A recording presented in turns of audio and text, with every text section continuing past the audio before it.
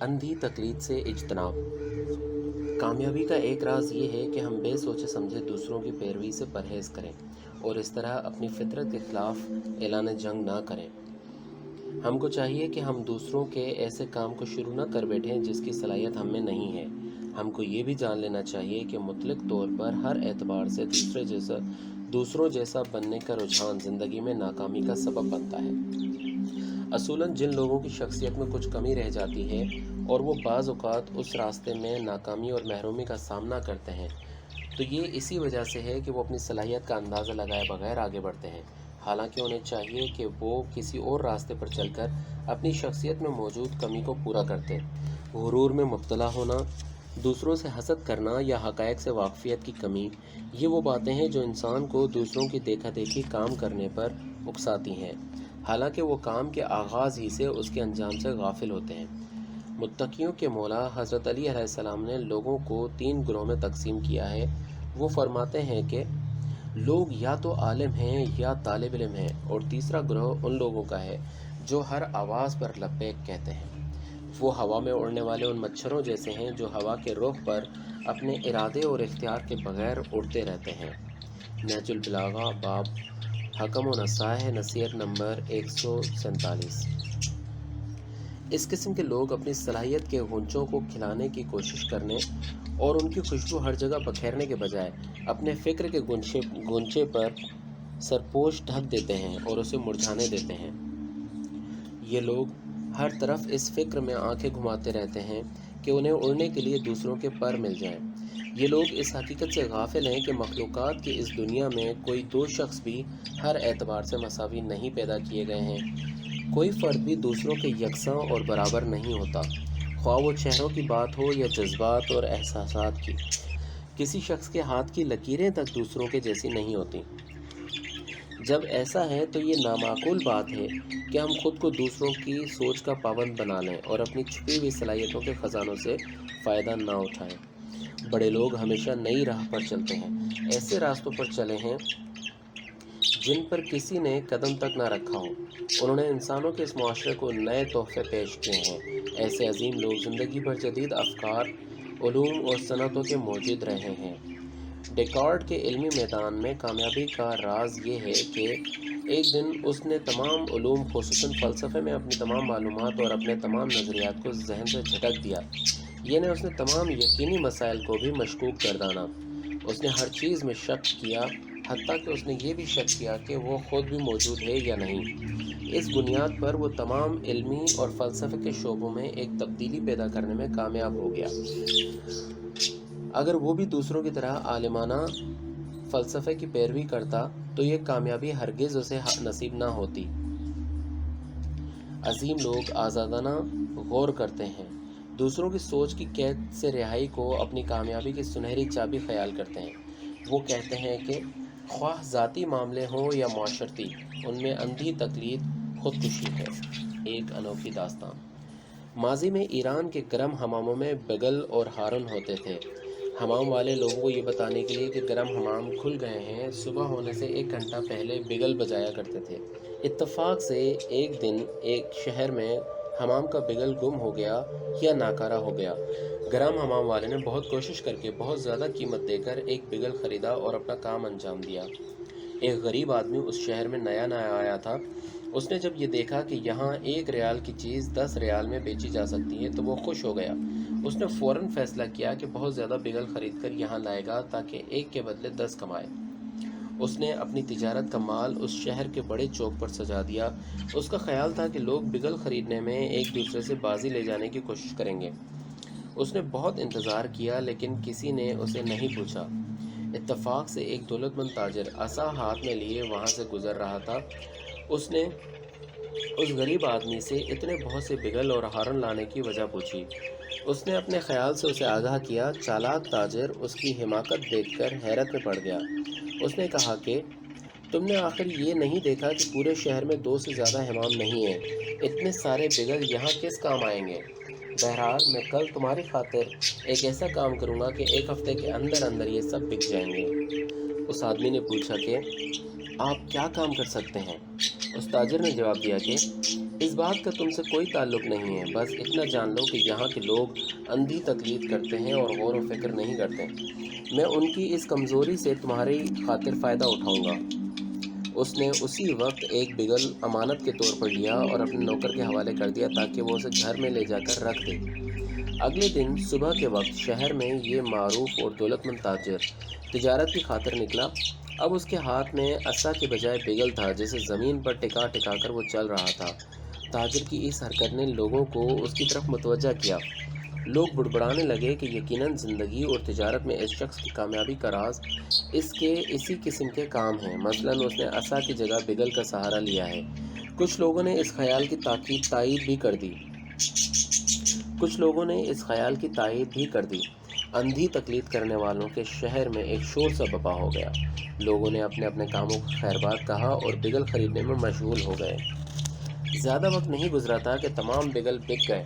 بوڑھا تاجر اپنی حرکت کا رد عمل دیکھنے کے لیے اس غریب آدمی سے پھر ملا۔ جب اسے معلوم ہوا کہ تمام بگل فروخت ہو گئے ہیں تو اس نے اس سے کہا کہ وہ جلد از جلد اس شہر سے نکل جائے کیونکہ کل حالات مختلف ہوں گے۔ اس کے اگلے دن جھکی ہوئی کمر والا یہ تاجر بگل کے بجائے پھر سے عصا کا سہارا لیے ہوئے نمودار ہوا۔ لوگ اپنے کیے پر پچھتانے لگے۔ لوگ سمجھ گئے کہ وہ اندھی تقلید کے چکر میں آ گئے ہیں۔ نہ عصا کامیابی کی علامت تھا اور نہ بگل۔ مولانا رومی کے بقول مجھے ان کی تقلید نے برباد کر دیا، ایسی تقلید پر ہزار لعنت ہو۔ جس طرح ایک فرد کے لیے ضروری ہے کہ وہ اپنی راہ خود بنائے اور اپنی شخصیت کے جوہر کو جلا بخشے، اسی طرح ایک کامیاب معاشرے کے لیے ضروری ہے کہ اس میں نئی راہوں پر آگے بڑھنے کی خاصیت ہو اور وہ اندھی تقلید نہ کرے۔ جب تک ایسا نہ ہو معاشرہ ترقی یافتہ نہیں ہو سکتا۔ ہمارے معاشرے کے بعض غلط سوچ رکھنے والے جوان دھوکہ دینے والے پروپیگنڈوں سے متاثر ہو کر یہ تصور کرتے ہیں کہ صنعت کے میدان میں مغرب کی ترقی کا راز مذہب اور اخلاق سے دوری ہے۔ وہ سمجھتے ہیں کہ مشرق پر مغرب کی برتری کی وجہ رقص و سرود کی محفلیں اور ان کی عورتوں کی برہنگی ہے۔ ایسے لوگوں میں سے بعض احساس کمتری کی وجہ سے ان کے جیسے بن جانا چاہتے ہیں، انہی کے جیسے لباس اور ہیٹ پہنتے ہیں، انہی کے جیسی مغربی وضاحت اختیار کر لیتے ہیں، مگر ایسے لوگ اس بات سے غافل رہتے ہیں کہ یہ ایک صنعتی قوم کی وضاحت ہے۔ ان کی برتری کی بنیاد علم و دانش اور ان کی اعلیٰ تحقیقات ہیں، اور ان کے تمدن کی بنیاد یہ ہے کہ وہ کسی سپر طاقت کے غلام نہیں ہیں۔ وہ ایک مستقل قوم کی طرح اپنے پیروں پر کھڑے ہیں اور سائنسی تحقیقات میں مشغول ہیں۔ یہاں مناسب ہے کہ ہم پاکستان کے عظیم دانشور محمد اقبال کی بلند افکار پر غور کریں اور ان کی گراں قدر خدمات کے شکریہ میں ان کے اشعار نقل کریں۔ علامہ اقبال کے یہ فارسی اشعار جن کا ہم یہاں پر اردو ترجمہ پیش کر رہے ہیں۔ مغرب کی تقلید مشرق کو اس بات میں مبتلا کر دیتی ہے کہ وہ اپنی حیثیت کو بھول جائیں، حالانکہ یعنی مشرقی قوموں کو تو مغرب پر تنقید کرنی چاہیے۔ مغرب کی قوت نہ تو گانے بجانے سے ہے اور نہ برہنہ لڑکیوں کے رقص سے۔ مغرب کی قوت نہ تو سرخ و سفید لڑکیوں کے حسن کے جادو سے ہے اور نہ اوریاں پنڈلیوں سے ہے اور نہ کٹے ہوئے بالوں سے ہے۔ مغرب کا استحکام بے دینی سے بھی نہیں ہے اور نہ ان کی ترقی لاطینی رسم الخط کے باعث ہے۔ قوت کا تعلق ٹوپی اور لباس کی ساخت سے بھی نہیں ہے۔ امامہ علم و ادب کی راہ میں رکاوٹ نہیں ہے۔ فرنگیوں کی قوت علم و فن سے ہے۔ یہ چراغ اسی آگ سے چل رہا ہے۔ اے شوخ اور الہڑ جوان، تجھے علم پر توجہ دینی چاہیے، فرنگیوں کے لباس پر نہیں۔ اس راہ میں علمی نظر کے علاوہ اور کچھ درکار نہیں ہے۔ اس راہ میں ایسی ٹوپی یا ویسی ٹوپی نہیں دیکھی جاتی۔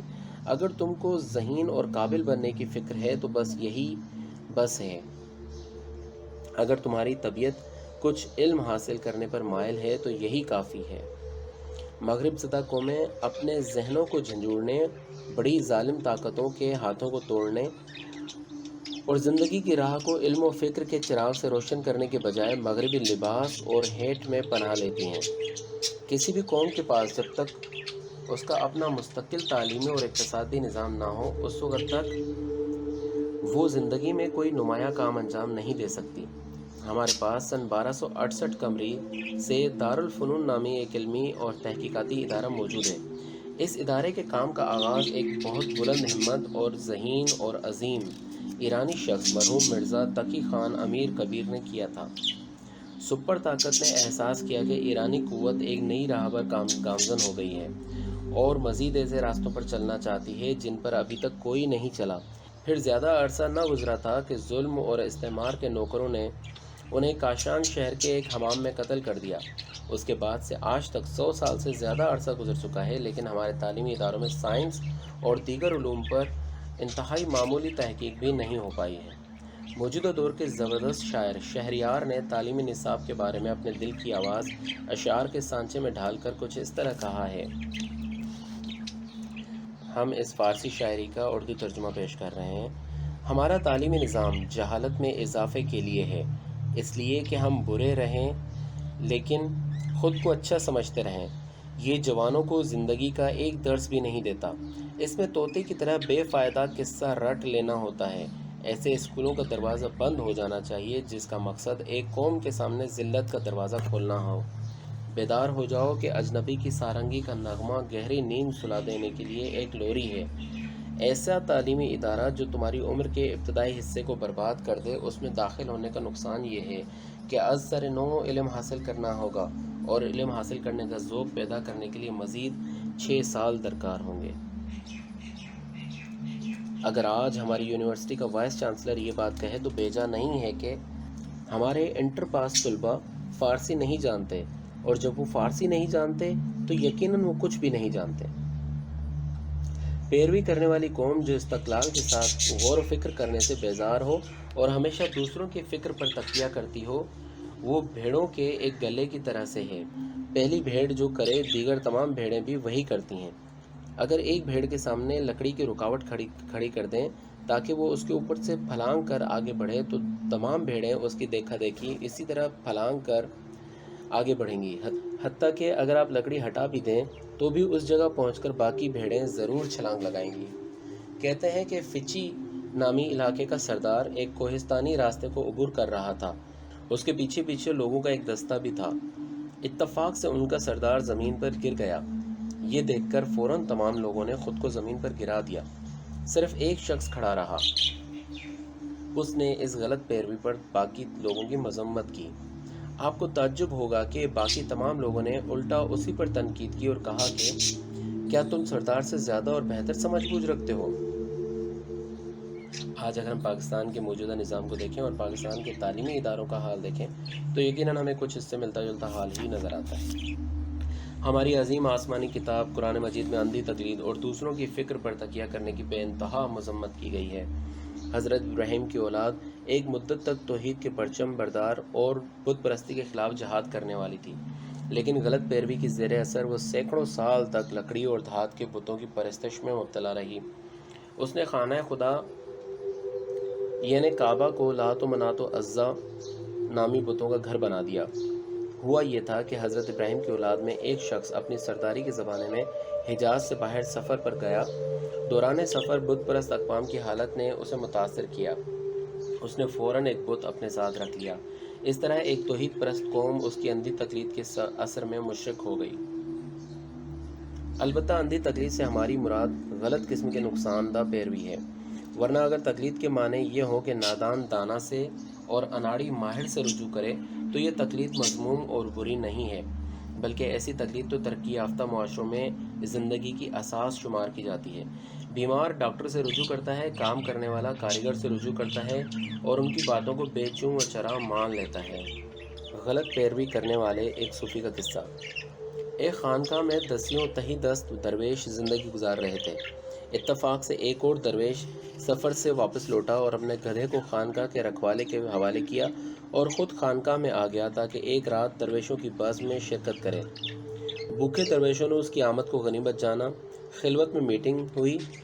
انہوں نے آپس میں صلاح و مشورہ کیا کہ اس خانقاہ کے درویش بھوک سے نڈھال ہو رہے ہیں، ایسی حالت میں تو اسلام نے بھوکوں کے لیے مردار کا گوشت کھانا بھی جائز قرار دیا، بس اس نئے درویش کے گدھے کو بیچ دینا مباح اور جائز ہوگا۔ یہ بات سب نے قبول کی اور مسافر درویش کو بتائے بغیر اس کا گدھا بیچ دیا گیا۔ پھر اس کے پیسے سے سب درویشوں نے پیٹ بھر کر کھانا کھایا۔ کھانے کے بعد قوالی اور ایک ساتھ ناچنے کی محفل برپا ہوئی۔ مسافر درویش بھی ان میں شامل ہو گیا۔ گانے والے گویے نے گدھا گیا کے جملے سے محفل کا آغاز کیا۔ اس نے کچھ اس طرح سے گایا کہ جب رات بھر کے لیے محفل سما منعقد ہوئی تو گویے نے ایک ڈھول پر زوردار ضرب لگائی اور گدھا گیا کہنا شروع کیا۔ اس جملے کو اتنی گرم جوشی سے سب نے مل کر ناچتے ہوئے اور تالیاں بجاتے ہوئے پڑھا کہ ان کی دیکھا دیکھی مسافر صوفی نے بھی گدھا گیا کہنا شروع کر دیا۔ گدھا گیا کا ورد طول فجر تک ہوتا رہا۔ گدھے کا اصل مالک بھی بے خبری میں اسی ورد کو ان کے ساتھ بہت ذوق و شوق سے دہراتا رہا۔ صبح کو درویشوں نے خانقاہ خالی کر دی، سب اپنے اپنے گھر چلے گئے۔ گدھے والا درویش باہر آیا، اس نے خانقاہ کے رکھوالے سے اپنا گدھا طلب کیا۔ اس نے جواب دیا کہ بھوکے صوفیوں نے کل رات تمہارا گدھا بیچ کر اپنے کھانے کا بندوبست کیا اور تم خود بھی اس ضیافت کی رسموں میں شامل تھے۔ پھر اس نے کہا، میں مغلوب تھا، صوفیوں نے مجھ پر حملہ کیا تھا اور میں نیم جاں ہو گیا تھا۔ تم بھیڑیوں کے درمیان گر گئے تھے اور اب تم ان کا پتہ پوچھتے ہو۔ تم تو 100 بھوکوں کے درمیان ایک بلی تھے، یا پھر 100 کتوں کے سامنے ایک ادھ ہوئی بلی۔ بیچارے درویش نے کہا، مجھے تم نے اس حرکت سے آگاہ کیوں نہ کیا؟ اب میں کس کا گریبان پکڑوں، کس کو قاضی کے پاس لے کر جاؤں؟ رکھوالے نے کہا، خدا کی قسم میں تمہیں بتانے کے لیے آنا چاہتا تھا، لیکن جب خانقاہ کے اندر آیا تو دیکھا کہ تم بھی ان کی طرح بلکہ ان سے زیادہ شوق کے ساتھ گدھا گیا دہرا رہے تھے۔ میں نے خیال کیا کہ تم یقیناً گدھے والے معاملے سے آگاہ ہو، ورنہ ایک درویش کے لیے بے سوچے سمجھے کسی جملے کا دہرانا نامعقول ہوگا۔ اس نے کہا، خدا کی قسم میں تمہیں ان کاموں سے واقف کرنے بارہا آیا، لیکن تم بھی دوسروں کی نسبت زیادہ ذوق و شوق سے گدھا گیا کہہ رہے تھے۔ میں نے سوچا کہ یقیناً تم حالات سے واقف اور راضی ہو، ملنگ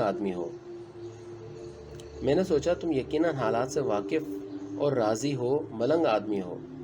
بیچارے درویش نے کہا، میں نے دیکھا کہ دوسرے لوگ یہ جملہ کہہ رہے ہیں اور مجھے بھی اچھا لگا اور میں نے بھی کہنا شروع کر دیا۔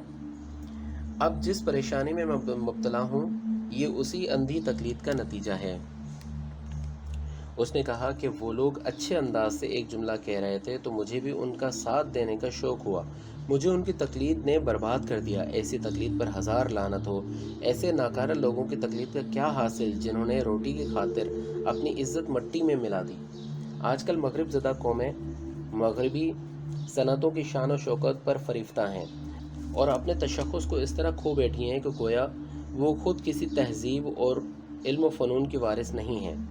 لوگ مغرب کے بے فائدہ طریقوں کو اپناتے ہیں اور وہ بھی لباس اور رسم و رواج میں، گویا ان کی تمام شخصیت اسی سے وابستہ ہے۔ اس سلسلے میں مولوی میر ہادی کہتے ہیں، علم و عقل، دانش اور دین، لباس مولوی کی ٹوپی، مصری سرخ ٹوپی یا عمامے سے وابستہ نہیں۔ در حقیقت آدمی علم و عمل کی وجہ سے علامہ بنتا ہے اور کوئی بھی شخص اونچا پاجامہ پہننے سے علامہ نہیں بن جاتا۔